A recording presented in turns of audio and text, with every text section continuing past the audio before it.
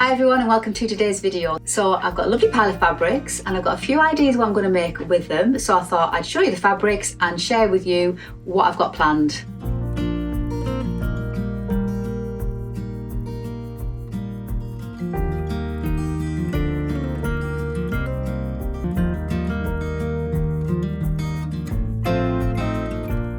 So hi, welcome back. So yeah, if you've just found my channel, don't forget to subscribe. And if you enjoy my content and my videos, don't forget to hit that important like button. It really does help my channel. So yeah, I've got a few fabrics. I went to the knitting and stitching show in Harrogate. It's about an hour's drive from me with my lovely friend Lynn. We went there yesterday and I got 3 fabrics from there. It was quite good. I was very restrained and yeah, I was quite proud of myself because in recent years I would have just like bought this and this without having any idea what I was going to do with it and then put it on my shelf and there it would remain for who knows how long. So I was very good yesterday. I was very strict with myself. Every fabric that I liked, I obviously had to have a stroke, as you do. But then in my head I was thinking, well, that's a lovely flowy viscose. So it's like more for in the summer. At the moment, it's autumn, winter. So ideally, I'm not going to be making it yet. So it's going to sit on my shelf. Didn't want to do that. I appreciated all the gorgeous fabrics because there was hundreds and hundreds of stalls. Appreciated them all, looked at them all. It was really lovely. Me and Lynn, had a look at everything and went round about 3 times.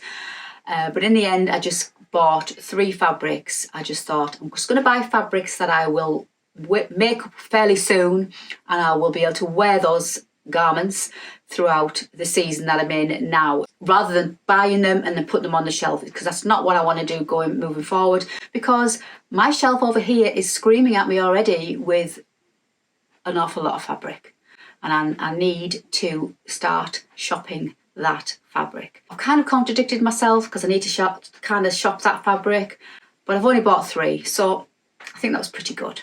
So I'm going to share with you and some ideas. So first things first, these are the fabrics.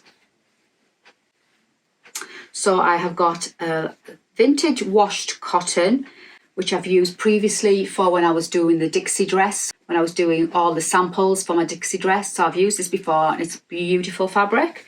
So that's in this gorgeous dusky rose. This gorgeous wool blend, it's not 100% wool, but it's near enough and it's absolutely delicious. And then the 3 I got from the show yesterday were these 3. So 2 of them are brushed cottons, that one, and this one is 100% cotton, and it's kind of like, it's heavier than a shirting. So I'm not sure, but it's like heavier than a shirting and I couldn't resist that. And because I saw the pink in there, I thought it would go lovely with that pink. So they're the 5 fabrics that I've got. So what am I going to make with them, Jane, I hear you ask? Right, well, first things first, if you saw my video, a couple of videos back where I made that wool plaid pinafore, oh, I love it. That is definitely going to be a sewing pattern in 2023, without doubt. I absolutely love it. So I was thinking, well, I'd like to obviously maybe develop the pattern or have to develop the pattern and obviously do some samples. That's my excuse. I say to John, well, it's product development, so I have to get the fabric. I mean, John's so laid back, he's horizontal. He doesn't, he doesn't mind at all. But I also say, well, I need to get fabric because I've got to develop the pattern and, that's the reasoning. So that pinafore, obviously I need to make it a few times. So when I was at the show yesterday, I thought this would make a lovely sample. So I shall show you what it looks like. So it's got like the lovely like Air Force blue, and then it's got the lovely denim blue, and then it's got like antique white, and then it's got this gorgeous dusky pink. So I just thought, yeah, that would make a lovely pinafore. And I got 3 meters of this, so plenty to play about with, because when I bought it, I thought, well, if I only get 2.5 and I wanted to put a sleeve in, then I wouldn't have enough. So I got the 3, and it was only £5 a meter, which I thought was absolutely excellent. So this is what it looks like. Totally love it. Blue is not a colour I normally go for, but this just caught my eye on the stand, and because the price was excellent, I just thought, yeah, I'm going to have some of that. So it's not a heavy weight. It's not like, I would say it's light to medium weight. It's not light and it's not medium. It's just, light to medium. And it's not wool or anything like that. And I just want to see how this would drape, how it would hang on my future design. So if you don't know which one I'm talking about, this is the said pinafore, and this is going to be called the Fleur pinafore. And it's got a lined bodice, quite a raised bodice, and then it's got the gathered tiers. So it's got the gathered tiers, I put pockets in it, and then it's got another tier. So it's quite long, maxi style pinafore. And I just thought, actually I wore it yesterday at the show and I got quite a few compliments, so that was lovely. So yeah, this is definitely going to be definitely work in progress, and I just thought this would go really well.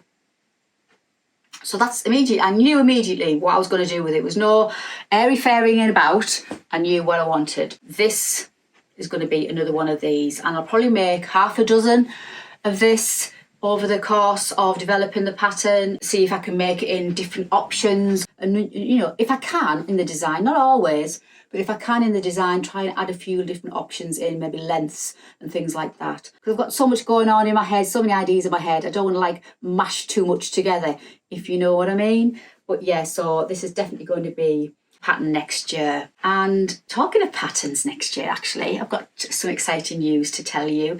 All my sewing patterns have been pattern tested by a lovely pool of pattern testers, but there was over 200 ladies in the pattern testing pool, and every time I had a pattern to test, people applied and said, can I test it?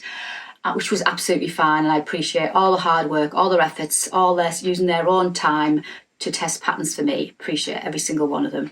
But I just thought, moving forward, I need to maybe prune it down a little bit, be able to control it and manage it a little bit better. And also I wanted to be able to recompense my testers, because previously they were just getting using their own fabrics, their own time, printing their own printing costs. They all knew that. I mean, there was nobody, I wasn't twisting anybody's arm. Everybody knew that and they all were happy to do that. But me personally, I think I wanted to recompense them if I could. And obviously I couldn't recompense over 200 pattern testers. So I thought, well, I'm going to, moving forward, I want a nice smaller team, a team of ambassadors who will obviously promote my patterns, test my patterns, give me some feedback, just have a lovely little group of like-minded dressmakers who will obviously share on their social platforms, help me grow my brand. And yeah, I just thought that would work really well. And then I could also recompense them for each test, which would go towards any fabric that they've had to purchase or any printing costs. And I just feel better in myself knowing that I've done that. So if you follow me on Instagram, you will have seen my post and my lovely team of 8. And they're all brilliant dressmakers in their own right. Some of them have got YouTube channels, and I'll put the links to those that do in the box below, and I'll also put the links to their Instagram posts as well, and you go over and see them and see who's on my team. And also my lovely friend Lynn, she's automatically in the team. She's going to be there as my creative manager, and if there's things I've missed, she will then take up the slack for me and cover things that I might have missed. So she's amazing. So yeah, so it's really exciting times, and the ladies are all amazing. We are a multinational team as well. Lora in Canada and Greta in Sweden. So it's just amazing, and everybody's just so lovely. So that's what's happening with that. So it's quite exciting, and I'm now feeling a lot better myself that it's a smaller group, and I can then reward my testers for their efforts and help me develop my brand. So yeah, so anyway, back to this. So the Fleur pinafore. So I just knew immediately when I got this fabric, that's what I wanted to do. So I think it'll make a really nice sample. And obviously I've got to test fabric compositions out. So as I said before, see how they drape, how they hang, because you know, different fabrics can make a garment look completely different. The hang can look different. The way it just looks on the body can look completely different. So I have to test different compositions. So I think this will be a really nice one to test.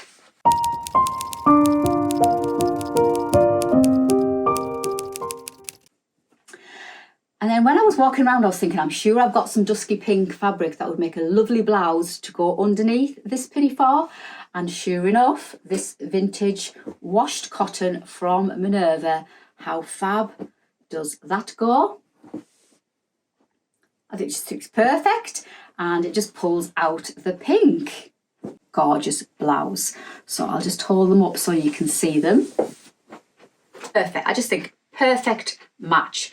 So this washed cotton, vintage washed cotton, is absolutely gorgeous. I love working with it. It's just got gorgeous structure. It sews beautifully, it washes beautifully, and it's still got a lovely drape.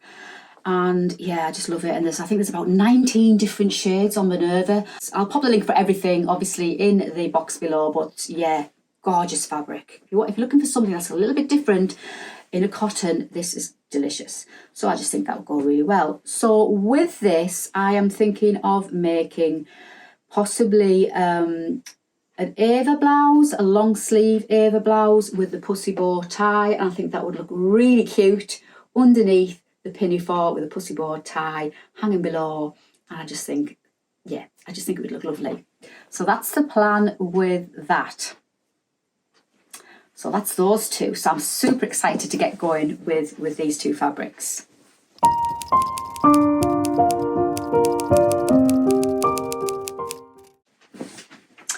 And then moving on to another fabric that I got. I didn't get this from the show. This is a wool blend. It's not a wool, it's a wool blend, but you would think it was wool. It's gorgeous. And again, this was not expensive. I got this from, I think it was Pound Fabrics on the internet, and I got 3 meters of it, and I just thought immediately it's got to be another flare pinafore. Yeah, just love it. And I've got quite a lot of this colour scheme in my wardrobe, and I just couldn't resist it. I just absolutely love it. I'm really into the plaids at the minute. I'm really into the wool fabrics. Just so it's so lovely to wear. It's so cozy to wear, lovely to sew.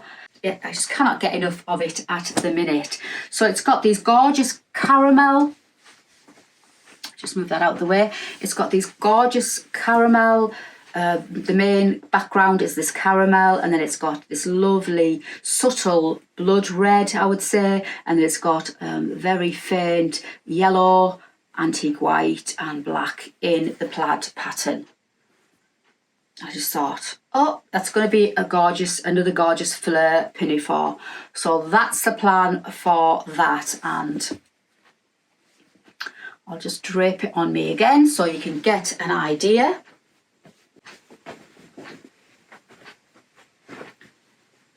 And obviously it's going to look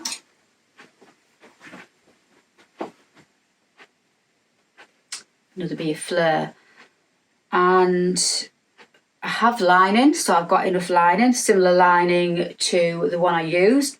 And I've got some lovely linings. Now I am into lining things. I'll show you my linings. Now I found a new love. I like to do that now. Don't know why I never did it before, but I'm moving forward and I will be. So I've got a lovely burgundy lining, which would be perfect. I've also got this lovely brown lining. So there's them two. That would go perfect. These are Bemberg linings, beautiful, soft, they feel like silk. So I've got some left over of the gold.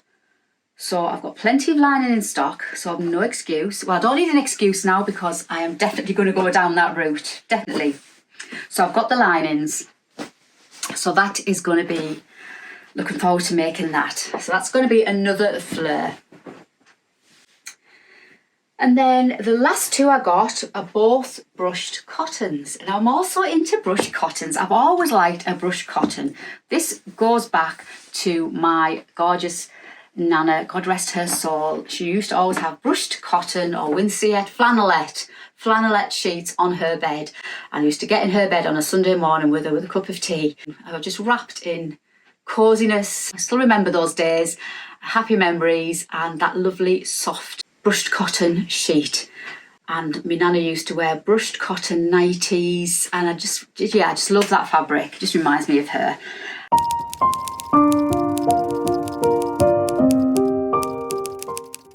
And I've got a few things I've made with brushed cotton, and it's so lovely to wear. Again, it's like the wool, it's soft. I like double gauze as well because that's soft and it's cosy, and you just feel you've got something soft against your skin. And I saw this on one of the stands, and I just thought that's got a little bit of a retro vibe to it. Autumnal colours. Yeah, and again, this is only £5 a metre, so I got 2.5 metres of this. And this is going to be a Dixie Blouse. So if you're not sure which one that one is it going to be a Dixie Blouse? Yeah, I think it's going to be a Dixie Blouse. That is the Dixie Blouse from the Dixie dress pattern. So it comes with the dress, the smock and the blouse. So this is going to be a Dixie Blouse in the brushed cotton. So I'm looking forward to doing that because I can never have enough blouses in my wardrobe because I do like to wear pinafores and layer and mix and match. So I like to have a lot of blouses, and I try and pick colour schemes that they're all going to intermingle and mix and match. And I think it's going to go really well with quite a lot of my crochet. I've got my crochet Mabel shoulder snug here, and I think that would go quite well with that as an accessory. And also moving back to the wool plaid, it's going to look amazing with that. So yeah, and it also does go amazing already with this. This is what I wore yesterday. So I'm doing quite well with mixing and matching. Is what I want to do. That's what I'm trying to do. It's quite hard because sometimes if you love all the things and you love all the fabrics and you buy all the fabrics, but then sometimes you've got fabrics and they're just not going to go with anything. I mean, you make them up and you wear them, but it would be nice to be able to make them up and wear them with other outfits. So that's what I'm trying to do. So that is that fabric, and it just goes really well. And I think retro vibe, love it, totally love it. And the design, so it's got the lovely brown, golden brown leaves, but it's got some green and really delicate pink on an antique white background. So yeah, I'll get lots of wear out of this. I was originally going to make a different blouse, but because it's a larger print, I thought the larger print would get slightly lost with the blouse I had in mind, which I'll show you in a moment. So this is going to be the Dixie Blouse. So yeah, so I've got quite a bit of sewing to do.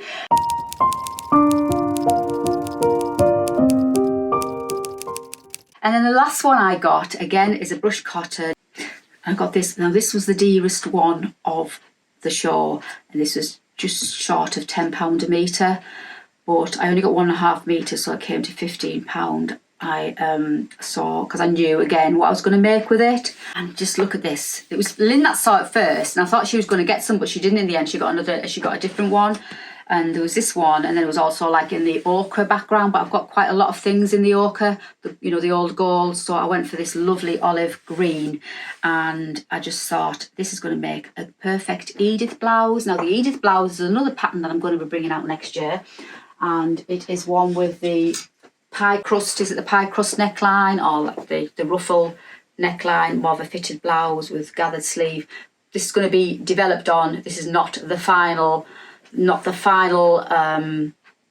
finish, if you know what I mean. This is just a working developing pattern, but it's going to be something of this style. So, and I thought, well, I'll make myself another one of these because I love the Edith blouse, I love the pie crust neckline. Yeah, just love it. And I thought this would go really well and nice and cozy again for the autumn winter. And I think because it's a brushed cotton, the structure of it would hold really well as well on that neckline. And already I'm looking at the fabric, and this is going to go lovely underneath my poppy pinafore that I've got on, because it's going to pick out the orange. So already I've created an outfit, possible outfit down the line. So I'm excited about that. And I've also got an olive green poppy pinafore, which is more just above the knee. That is going to go lovely with that. I'll pop pictures up of that, of me wearing that, so you know what I mean. And yeah, so I can't wait to get working on this. So obviously the design on this is the olive green background with these cute little floral, is it pansy or something? Cute little flowers anyway, with a little blue leaf, and then it's got the antique white, and then that lovely burnt orange centre.